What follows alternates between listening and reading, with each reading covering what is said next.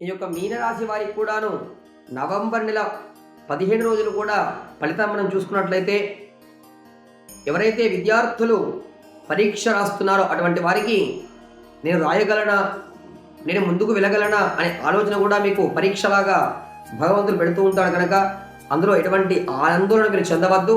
చక్కగా మీ శ్రద్ధంతా కూడా మీ విద్య పైన పెట్టండి. విద్యార్థులు మంచి ర్యాంకుల్లో కూడా ముందుకు రాణిస్తారని మనం చెప్పవచ్చు.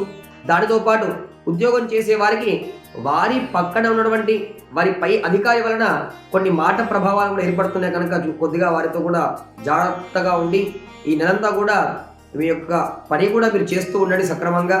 దానితో పాటు భార్యాభర్తల మధ్యలో కూడా చిన్నపాటి సమస్యలు కూడా కనిపిస్తున్నాయి కనుక వారి మధ్యలో కూడాను ఎటువంటి మార్పులు కూడా ఉండకుండా ఇద్దరు కూడా సఖ్యతగా ఉండాలని మనసులో మీనరాశి వారందరూ కూడాను దుర్గా అమ్మవారి స్తోత్రాన్ని కూడా వింటూ ఉండండి. లేదా మనకి దుర్గా అమ్మవారి స్తోత్రం అని మనం టీవీలో కొడితే వస్తూ ఉంటుంది. అందులో మంచి శ్లోకాలు కూడా వింటూ అమ్మవారికి నమస్కారం చేస్తూ ఈ విధంగా ఉంటూ ఉండండి. మీకంతా కూడా శుభం జరుగుతూ ఉంటుంది మీనరాశి వారికి.